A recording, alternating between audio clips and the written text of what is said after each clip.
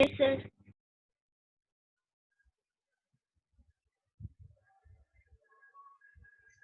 ठीक हो गई। बिस्मिल्लाहिर्रहमानिर्रहीम। अच्छा, लास्ट क्लास में हमने थोड़ा सा इंट्रो देखा था। नेटबीन का समझ लें या एडिटर का, या थोड़ा सा हमने कोड को गो थ्रू किया था। हमने देखा था कि जी जो काम हम सी में करते हैं वो काम हम जावा में कैसे करते हैं। हमने दो बेसिक कमांड देखी थी, या तीन लाइन मैं बताऊंगा जी, रिपीट करूंगा। तीन लाइन हमने मजीद पढ़ी थी, कमांड दो ही थी। पहली थी system dot out dot print, जो क्या काम करती है, जो प्रिंट एफ का काम करती है। और स्कैन एफ के लिए हमने दो लाइनें देखी थी। वो दो लाइनें क्या थी कि आप स्कैनर का एक ऑब्जेक्ट बनाते हैं, उस ऑब्जेक्ट के अंदर फिर आप कुछ इनपुट करवाते हैं। आज हमारी थोड़ी सी जो बात है वो कह लेंगे थोड़ी सी एडवांस होगी, एडवांस होने जा रही है, ताकि हम अपने कोर्स को भी जो है उसको मतलब एक बाकायदा तौर पे उसको स्टार्ट कर सकें, और देखें कि जी ये जो टर्म्स है ये कैसे क्या यूज होता है इनका, और ये क्या क्या चीजें हैं। अच्छा, फर्स्ट ऑफ ऑल एक चीज है, मैंने कहा कि था कि जी आप मतलब जब तक ये सब्जेक्ट पढ़ेंगे इस चीज का आपसे वास्ता पड़ेगा ही पड़ेगा। दो तीन चीजें मतलब ऐसी मस्ट है कि वो होंगी। एक मतलब कुछ चीजें तो ऐसी है ना, मतलब जैसे इनहेरिटेंस है या पॉलीमॉर्फिज्म है, ये जरा एडवांस टॉपिक है। पर मैं जिन चीजों की बात कर रहा हूँ ऑब्जेक्ट ओरिएंटेड में, क्लास, ऑब्जेक्ट एंड एब्स्ट्रैक्शन, तीन वर्ड मैंने बोले हैं। इनकैप्सुलेशन भी साथ वर्ड आता है, पर इनकैप्सुलेशन को अभी नहीं मैं एक्सप्लेन करूंगा। इनकैप्सुलेशन जब हम अपनी क्लासेस बनाना स्टार्ट कर देंगे ना, मुमकिन है आने वाली दो तीन क्लासेस में हम अपनी क्लास बनाना स्टार्ट कर देंगे, तो तब जो है ना मैं फिर उस पर इनकैप्सुलेशन पे बात करूंगा। ऑब्जेक्ट हमने देखा था, मैं फिर वो थोड़ा सा रिपीट कर दूं ताकि आपको थोड़ा सा रिकॉल हो जाए। ऑब्जेक्ट हमारे पास एक एंटिटी, एक ऐसा एक ऐसी एंटिटी है जिसमें कोई भी डेटा और उसकी फंक्शनैलिटी को हम इकट्ठा करके रख देते हैं, वो हमारे पास एक ऑब्जेक्ट होता है। क्लास की हमने बात की थी कि क्लास एक पूरा उसका मैप, उसका एक नक्शा, या उसकी पूरी ऑब्जेक्ट की जो डेफिनेशन है ना वो क्लास में होती है। मतलब हम क्लास बनाते हैं, क्लास में से हम जितने चाहे ऑब्जेक्ट बना सकते हैं। जैसे हम एक नक्शा बनाते हैं घर का, उस घर के नक्शे से हम जितने घर चाहे बना सकते हैं, सेम एज इट इज। अच्छा, एब्स्ट्रैक्शन क्या होती है? अच्छा देखिए, एब्स्ट्रैक्शन को आज भी हम थोड़ा सा देखेंगे जरा, मतलब ये तो चलेगी, थ्रू आउट ही चलेगी, पर आज थोड़ा सा उसको जरा एडवांस लेवल पे देखते हैं कि एब्स्ट्रैक्शन है क्या। देखिए, बहुत सारी चीजें ऐसी होती हैं जो कि यूजर को समझाना जरूरी नहीं होती। मतलब क्या है मेरी बात का? मेरी बात का मतलब ये है कि जी अगर आप प्रिंट एफ की कमांड लिखते हैं, तो हाँ, बजाय इसके कि यूजर को ये पता हो कि ये प्रिंट एफ भी रैम में लोड होगी, फिर ये ट्रांसलेट होगी, फिर ये मशीन लेवल पे जाके करंट बन जाएगी, करंट प्रोसेसर में मतलब इंटरप्रेट होगा, उसके बाद फिर मतलब ये आपके पास एक आउटपुट जनरेट करके आपकी स्क्रीन पे एक खास प्रोसेस के जरिए आएगी। यूजर को इन चीजों का पता होना जरूरी नहीं है अगर उसने प्रिंट एफ यूज करना। वो सिंपल राइट डाउन करेगा प्रिंट एफ, और प्रिंट एफ राइट डाउन करते करते वो जो ये सारी चीजें हैं उनको बस वैसे ही कर सकता है। सेम एज इट इज, जैसे कार ड्राइवर का कार मैकेनिक होना जरूरी नहीं है, इसी तरह एक प्रोग्रामर का जरूरी नहीं है। मैं ये नहीं कह रहा कि वो बिल्कुल ही निग्लेक्ट कर दे। अगर आप कर रहे हैं, आपके इंटरेस्ट की बात है, अगर आपको उसकी अंडरस्टैंडिंग है, ये अच्छी बात है। मतलब एक कार का मैकेनिक भी तो कार ड्राइवर हो सकता है, बिल्कुल हो सकता है, पर ये कुछ शर्त नहीं है, पक्की बात नहीं है। अच्छा, हमारी डेली लाइफ में क्या एग्जांपल है जी इसकी? देखिए, आप डॉक्टर के पास जाते हैं, आप जाके उसको मतलब कुछ बताते हैं कि जी शायद मेरा जिस्म गर्म है जी, टेम्परेचर है, या फिर आप बताते हैं जी मेरे सर में दर्द है, या कोई भी मतलब जो भी, अल्लाह माफ करे, अल्लाह तकलीफों से बचाए, कोई भी अगर किसी को कोई तकलीफ हो, तो वो जाके वहां पे आसान वर्ड में डॉक्टर को बताता है। अब डॉक्टर जो है वो मेडिकल टर्मिनोलॉजी समझता है। हम जाके ये तो नहीं कहते कि डॉक्टर साहब मेरा हार्ट पंप जो है उसमें से जो ब्लड सर्कुलेट हो रहा है पहले आधा किलो होता था, अब पाइया हो रहा है, अब ये वो, ऐसी मतलब ऐसी टर्मिनोलॉजीज हम नहीं यूज करते। मतलब क्या है बताने का, कि चीजों को इतना सिंपल रखा जाता है जितना कि रखा जा सकता हो। एक प्रोग्रामर की मतलब एक प्रोग्रामर जब एब्स्ट्रैक्शन यूज करता है या एब्स्ट्रैक्शन तो मतलब उसको करता है, इतनी एब्स्ट्रैक्ट करता है किसी चीज को, उसकी सिर्फ चीज ये होती है कि एक मतलब जो यूजर है उसको कॉम्प्लेक्स चीजें उससे छुपा के एक सिंपल सी चीज उसके सामने रखते हैं।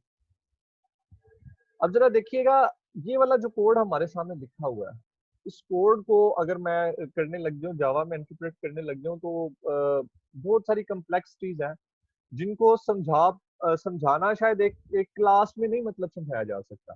सिंपल सी एग्जांपल लें, हमारे पास आस्क की वैल्यू होती है।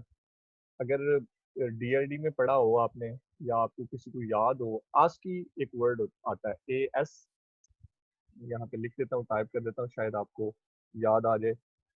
ए यस आस्क की सर, वर्ड बता दो। होता है American standard code for information interchange. ये कोड क्या करता है? ये एक 8 बिट का कोड होता है। मतलब क्या है, 8 बिट का कोड है और ये रिप्रेजेंट कर रहा था कोई एक ना एक सिंबल। यानी ए एक सिंबल है, बी एक सिंबल है, एस्ट्रिक एक सिंबल है, स्लैश एक सिंबल है। अब आप क्या करते हैं? आप जस्ट ए प्रेस करते हैं, बाकी सारा काम कंप्यूटर का होता है, बाकी सारा काम कंप्यूटर ने करना होता है। अब आपको ए प्रेस करने के लिए ये सारी चीजें पता होना जरूरी नहीं है। उसके अलावा आपकी रोजमर्रा की मिसाल है जी, मोबाइल आप यूज करते हैं, एंड्रॉयड मोबाइल यूज करते हैं, उस पर काफी ऐप्स हैं, आप सिर्फ उस पर क्लिक करते हैं, क्लिक करने से आपके पास ऐप ओपन हो जाती है। अब हम ये कहें कि जी हमारा यूजर वही होगा जो इसके मतलब इस क्लिक के मैकेनिज्म को समझता है, मतलब इस क्लिक के करने से पीछे क्या चीजें मतलब अकर हो रही हैं, अगर वो समझता है तो हम उसी को ही मोबाइल सेल करेंगे। तो आप देखेंगे जी मोबाइल की जो सेल है वो कितनी कम हो जाएगी। इस वजह से एब्स्ट्रैक्शन यूज की जाती है कि आप आसान से आसान और कम से कम चीजों मतलब यूजर को दिखा के मतलब कम्प्लेक्सिटी उससे छुपा के तो कर जाए। बेसिकली ऑब्जेक्ट ओरिएंटेड पे आने का हमारा मकसद भी यही था।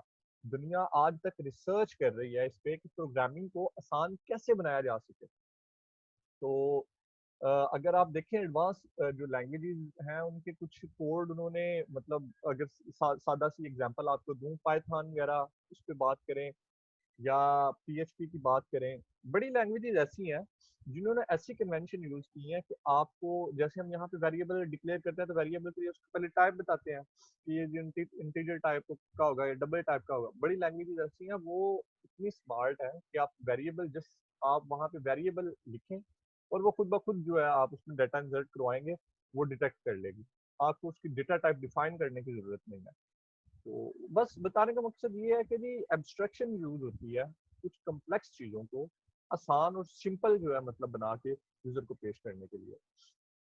अब आज जो है ना हम क्लास मतलब क्लास को इतना ज्यादा तो नहीं डिस्कस करेंगे। हम जो जावा की कुछ, आई एम सॉरी जी, नेट की थोड़ी सी इंटरप्शन आ रही थी।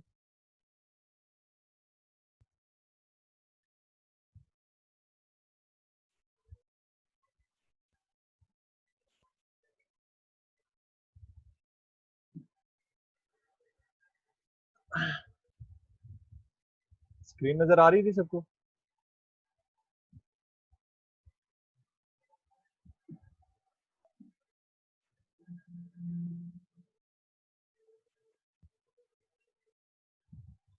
अच्छा जी, बात में नेट की थोड़ी सी इंटरप्शन आई थी।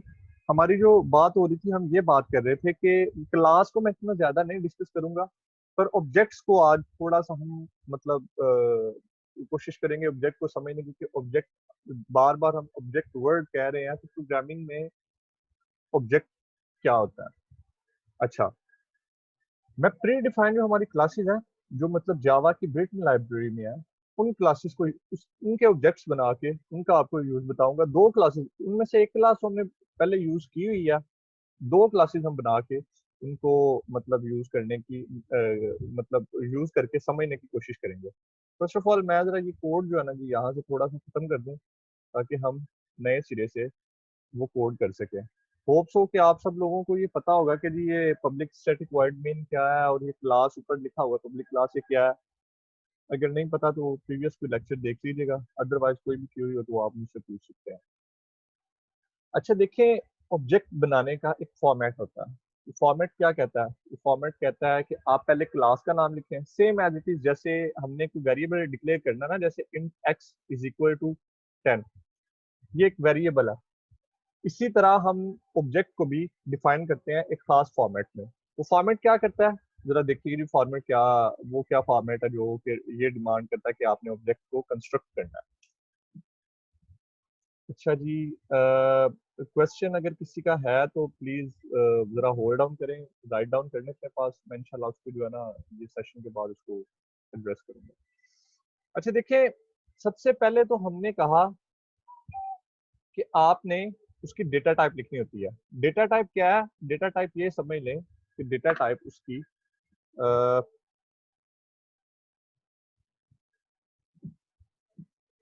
ये किसका जूम नहीं चल रहा जी?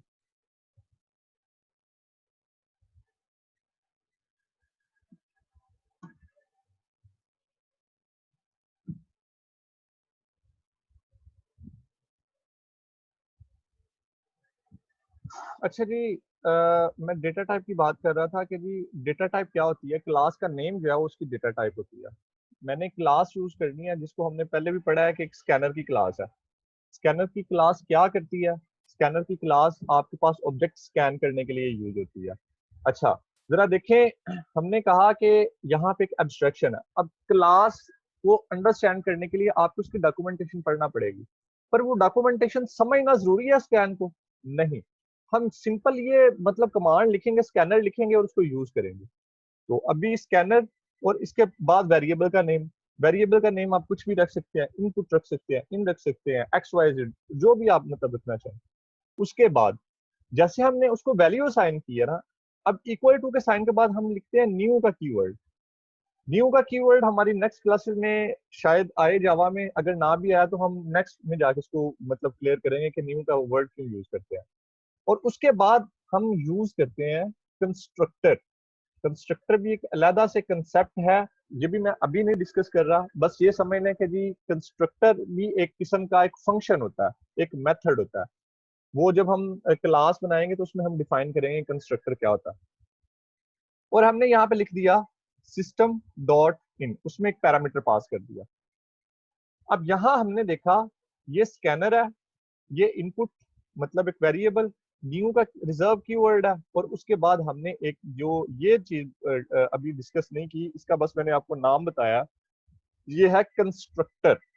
कंस्ट्रक्टर क्या करता है फिलहाल ये समझ लें, कंस्ट्रक्टर सिर्फ एक ऑब्जेक्ट कंस्ट्रक्ट करता है। अच्छा, जब आप पहली बार ये लिखेंगे ना तो मुमकिन है आपको प्रॉब्लम आए, ये सारा रेड हो, मतलब यहाँ पे वो कहे कि जी नहीं समझ नहीं आ रही, तो आप जहाँ पे रेड होगा ना वहां पे जाके आपने ऑल्ट एंटर, मतलब पहले ऑल्ट को प्रेस किया हुआ फिर एंटर प्रेस करना है। और यहाँ आपको वो बता देगा कि जी आप इसकी जो है ना ऊपर लाइब्रेरी इंपोर्ट करवाएं। इसकी लाइब्रेरी क्या है? ये लाइब्रेरी है जावा डॉट यूटिल डॉट स्कैनर। ये लाइब्रेरी सेम वैसी लाइब्रेरी है जैसे आप हैश इंक्लूड वो समथिंग करवाते थे ना, ये सेम वही काम जो है ना यहाँ पे लाइब्रेरी में हो रहा है।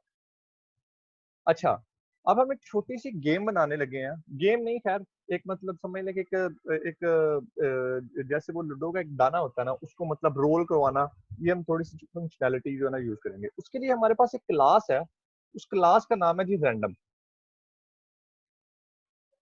रैंडम है उस क्लास का नाम। सेम उसी तर्ज पे मैं एक ऑब्जेक्ट बनाऊंगा और इसको मैंने बोल दिया रैंडम को डाई। डाई मतलब उसका वेरिएबल नेम है, इज इक्वल टू, फिर न्यू आ गया। न्यू के बाद मैंने रैंडम का कंस्ट्रक्टर बनाया, बताया, सॉरी बनाया नहीं, कि ये कंस्ट्रक्टर है, ये यूज करो। और इसको मैंने ऐसे यहाँ पे कर दिया। अब यहाँ पे भी रेड लाइन आ सकती है, तो सिंपल रैंडम के ऊपर जाके ऐसे करना है, और ऑल्ट एंटर के साथ जब आप क्लिक करेंगे ना, मैं जरा आपको बता दूं जरा करके, ताकि वो चीजें जो है ना आपको मजीद थोड़ी सी क्लियर हो। जैसे ही ये मतलब ये देखें लाइब्रेरीज नहीं है, ये यहाँ पे रेड आने लगी हैं। अब स्कैनर के ऊपर ऑल्ट एंटर करूंगा तो ये सबसे ऊपर जो लाइब्रेरी है इसको इंपोर्ट करवा लें। अब इसी तरह रैंडम पे आया, इसको मैंने किया और इसकी जो लाइब्रेरी है जावा डॉट डॉट स्कैनर, ये आ गई इसके पास। ठीक हो गया जी। अब जरा देखिएगा, अब हमारे पास ये जो इनपुट और ये जो डाई है, ये दोनों ऑब्जेक्ट्स हैं।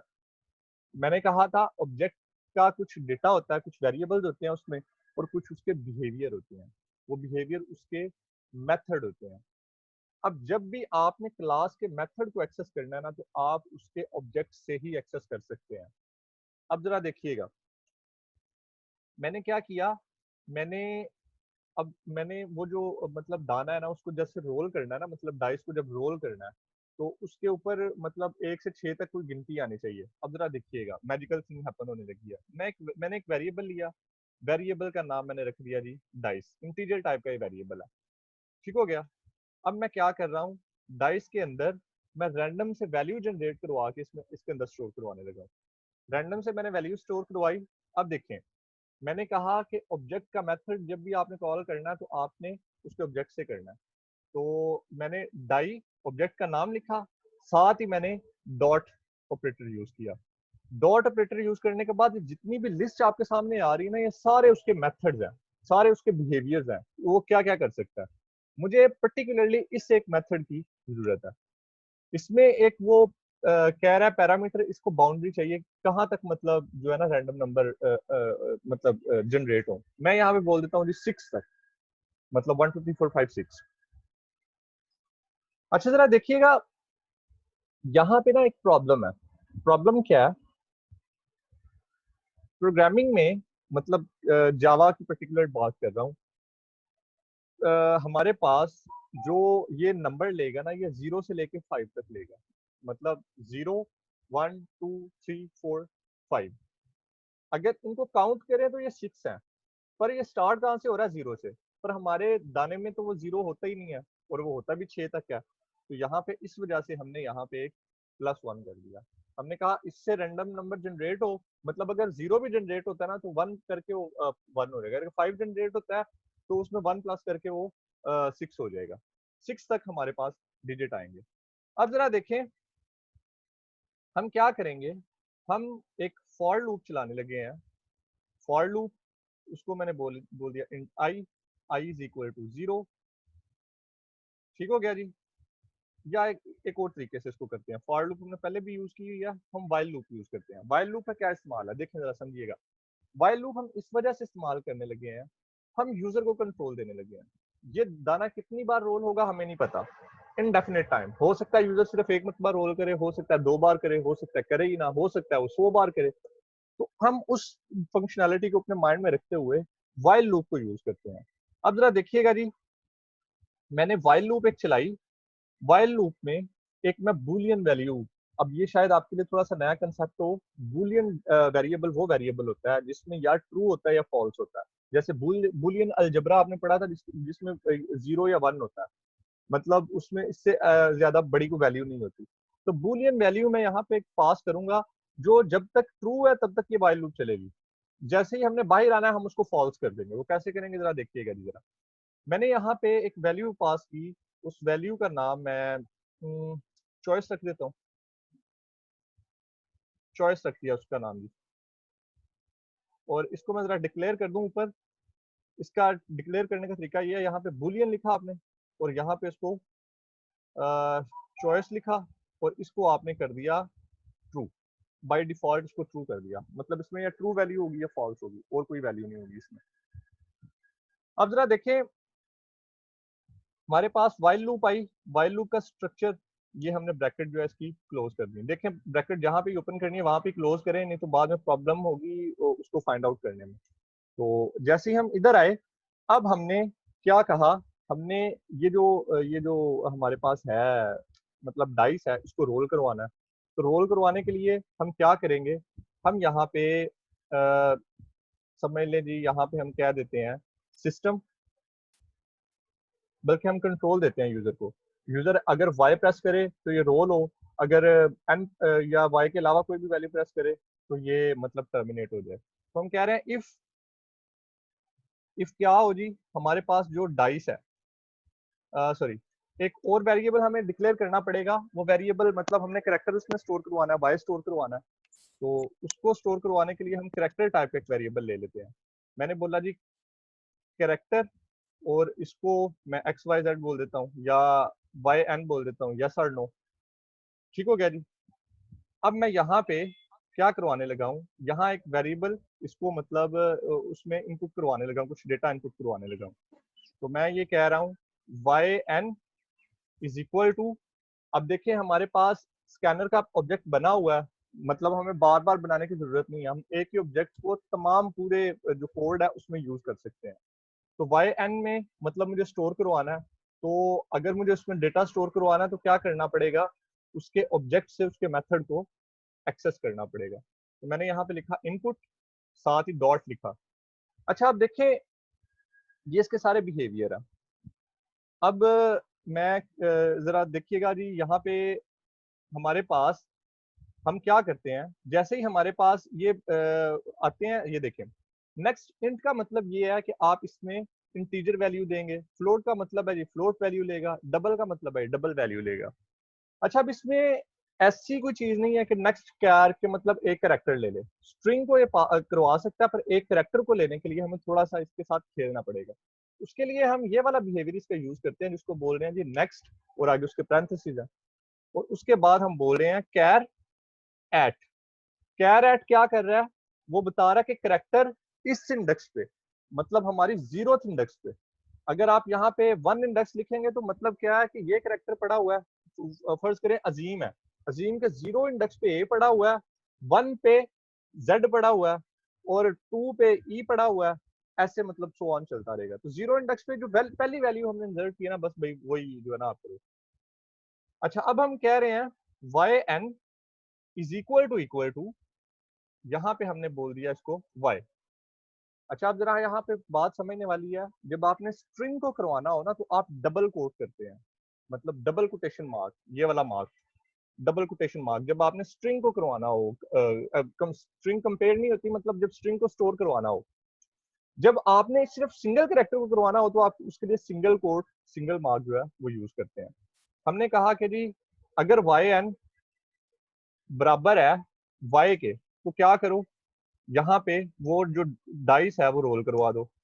वो डाइस कैसे रोल करवाना है, यहाँ पे सिंपल लिख दें system dot out dot print, और क्या करना है जी, यहाँ पे उसकी जो हमारे पास वैल्यू है किसकी, डाइस की, वो प्रिंट करवा दो। अच्छा, यहाँ तक तो ये होगा। अब इस प्रोग्राम को हमने टर्मिनेट भी तो करना है, तो एल्स पार्ट में जाके आप ऐसा करें, एल्स पार्ट में ये लिख दें कि जैसे ही यूजर वाई के अलावा कोई मतलब प्रेस करता है, तो आप ये करो कि यहाँ पे प्रिंट करवा दो system dot out dot system dot out dot, यहाँ पे प्रिंट लिख दो, और प्रिंट लिखने के बाद यहाँ पे लिख दो स्ट्रिंग के अंदर गेम एंड।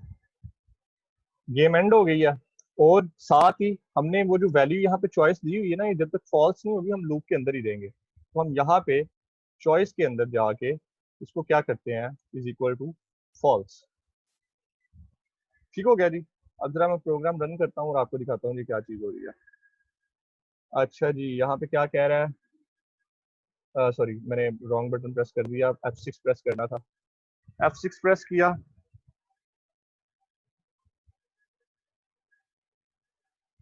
ये देखें जी, आपके पास कंसोल ओपन हो गया। हमने वो, यार ये साथ लिख देते हैं ताकि एक प्रोग्राम की ना प्रॉपर प्रैक्टिस हो। यहाँ पे वाइल लूप में हमने यहाँ पे लिख दिया सिस्टम डॉट आउट डॉट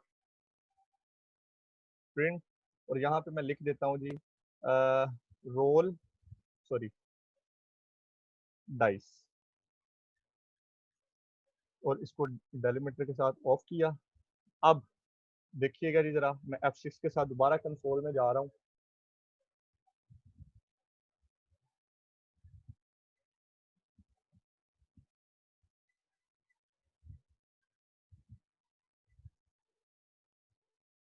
ये बाजू का कभी स्टक भी हो जाता है जी, आप इसको यहाँ से ऑफ करके दोबारा भी मतलब जो है ना चला सकते हैं।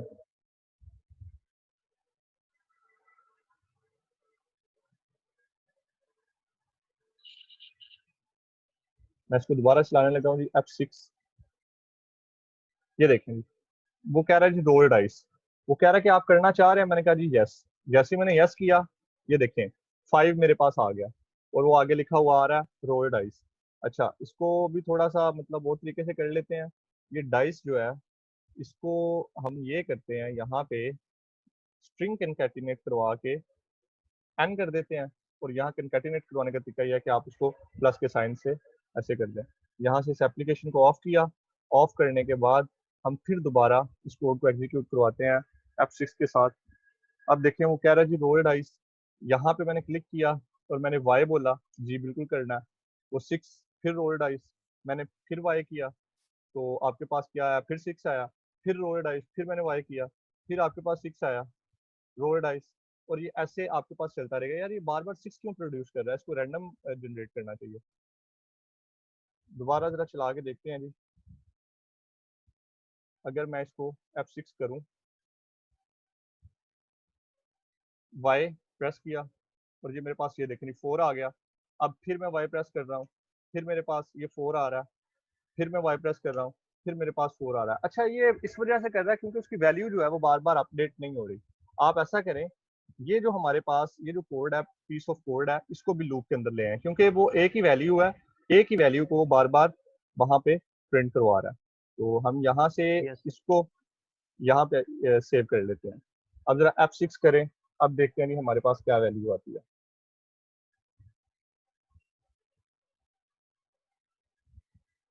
अच्छा इसको बार बार यहाँ से टर्मिनेट पहले कर लिया करें ताकि वो बाद में जो चलेगा फिर वो मतलब स्टक नहीं होगा। अब यहाँ चलाते हैं। अब वो कह रहा है जी रोल डाइस। अब मैं इसको मैंने कहा जी हाँ जी करना है वाई, ये 5 आया, फिर मैंने रोल किया, फिर अब 4 आया, फिर मैंने रोल किया, फिर ये 2 आया, फिर मैंने रोल किया, और ये ऐसे ही मतलब एक रैंडम वैल्यू जनरेट हो रहा है। अब मैं इसको नो करूंगा तो हमारे पास ये देखें जी गेम एंड लिखा हुआ आ गया और हमारी गेम जो है वो एंड हो गई। तो ये हमारे पास ही एक मतलब प्री डिफाइंड क्लास का एक ऑब्जेक्ट बना के हमने उस क्लास के ऑब्जेक्ट को हमने यूटिलाइज किया है कि ये हम ये गेम कैसे बना सकते हैं या ये कैसे चीज चल सकती है। इसकी थोड़ी सी प्रॉपर जो है वो मतलब आप वो कर सकते हैं, इंटेंडेशन कर सकते हैं, जैसे हम देख रहे थे कि वो उसके साथ ही लिखा हुआ आ रहा था। तो आप यहाँ पे डाइस की ये वाली जो स्ट्रिंग है, इसको जो हमने पहले लिखा हुआ है, बजाय इसके कि पहले इसको हम ऐसा करते हैं बाद में लिख लेते हैं, यहाँ पे हमने प्लस का साइन लगाया और इसको बाद में किया। अब जरा देखिएगा F6 रोल डाइस, जी हाँ बिल्कुल करना है, ये 2 आ गया जी। अब देखें, अब जरा हमारे पास अच्छी आउटपुट आ रही है। अब फिर वाई, ये ऐसे मतलब चलता जाएगा। अब मैंने एन प्रेस किया तो हमारे पास एंड गेम आ गया। ठीक हो गया जी। अब मैं अच्छा सेशन हमारा 4 सेकंड का 4 मिनट का रह गया, मैं जरा रिकॉर्डिंग बंद कर दूं, और अगर आप लोगों को क्वेश्चन है तो हम वो क्वेश्चन भी यहाँ पे एड्रेस कर लेते हैं।